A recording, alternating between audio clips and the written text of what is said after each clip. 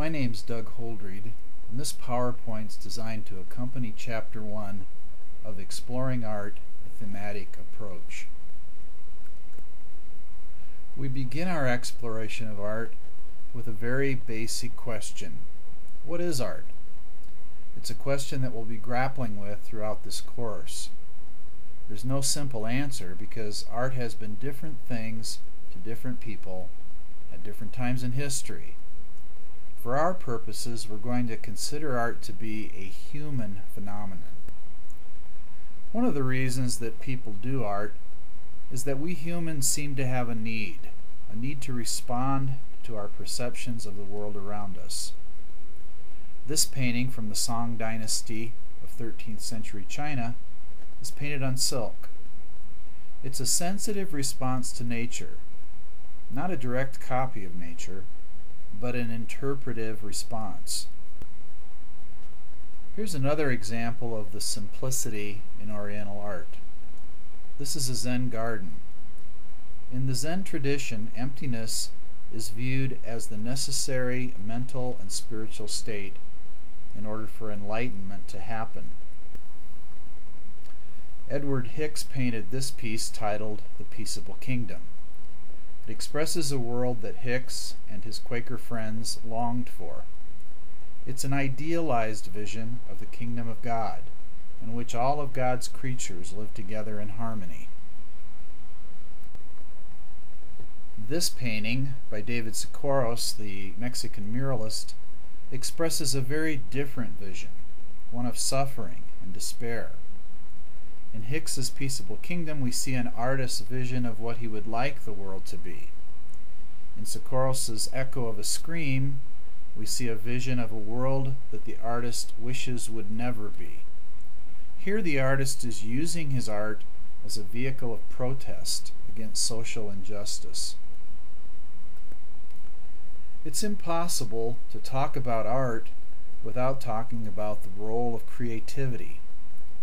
In this piece by the artist Janie Antoni, we see a piece that's created in the very process of executing the work, the making of it. That's part of the work of art itself. What we see in this picture is a 600-pound block of chocolate and another 600-pound block of lard. The artwork changed as the artist ate away or gnawed at the blocks.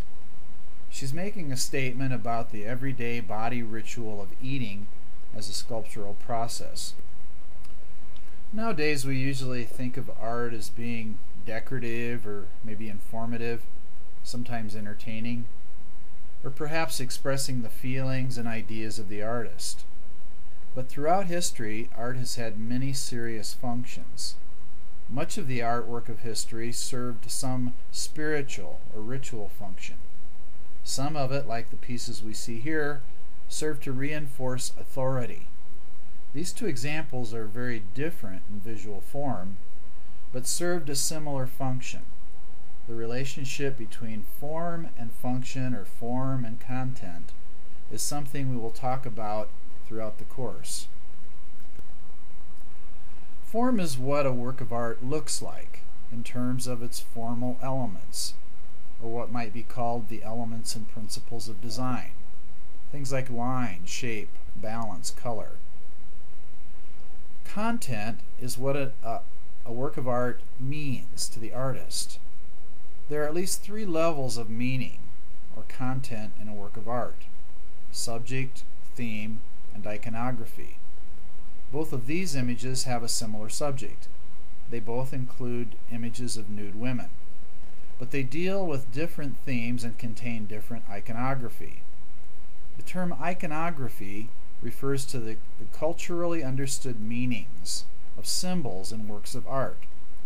In Sandro Botticelli's Birth of Venus, the female figure standing on the seashell symbolizes the goddess Venus.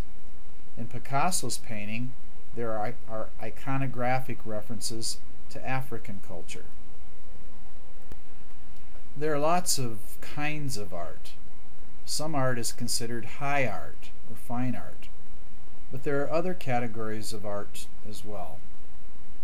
Art that is part of the popular culture art that's utilitarian, and art that's more fun than serious.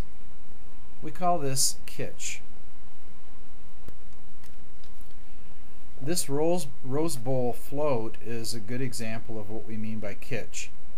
It's sentimentalized and carries an obvious emotional message. So categories help us to begin to understand the overwhelming variety of different kinds of art. These two pieces are obviously from very different worlds and very different times. Placing them into categories helps us to begin to understand them.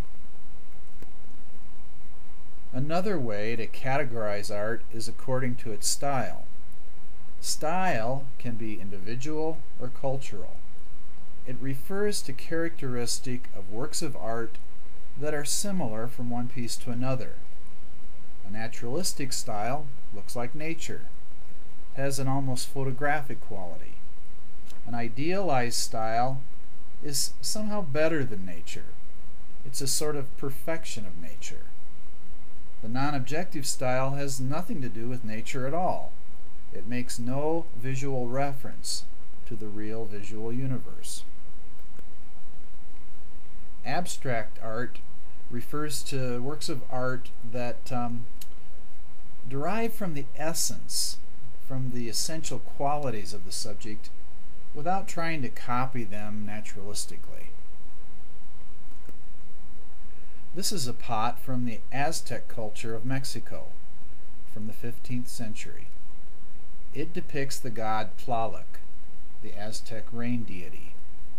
We might think of it as craft because it had a utilitarian purpose, but it was also very connected with the ritual and religious practices of that culture. Here's a good example of what we mean by naturalistic. The painter is obviously very carefully observing nature and trying to imitate nature in his painting style. So individual artists have their personal styles, cultures have styles too. We can look at works of art from different cultures and recognize them because they're consistent in certain ways. Both of these buildings are mosques, Islamic places of worship, but they're different from each other in style because they're from different parts of the world. The top one is an adobe structure from the sub-Saharan region of Africa. The bottom one is a stone structure in Pakistan. Here's another example of differences in cultural style. We see two male figures. The one on the left is from Africa, and the one on the right is from ancient Greece. We recognize these different cultural styles without thinking much about it. Here's an example of the differing individual styles of two artists, Vincent van Gogh and Paul Gauguin. These two artists lived and worked together for a while. Sometimes they painted the same subject side by side. Here we see the same woman, but the individual styles of these two artists is quite evident. This is a good example of what is meant by non-objective or non-representational art. It has no recognizable imagery from the outside world. It's completely from the artist's inner world of design. The style of the post-impressionist artist, Vincent van Gogh, includes thick, directional brushstrokes and brilliant colors. He has a very identifiable individual style. Another post-impressionist artist, George Seurat, developed a style which is called pointillism, in which dots of pure color are mixed in the perception of the viewer. So both Vincent van Gogh and George Seurat are post-impressionists, which simply means that they both lived and worked after the period of the French Impressionists, but they both have very unique and individual styles. So style can be that of an individual artist, or of a culture, or of a period of history.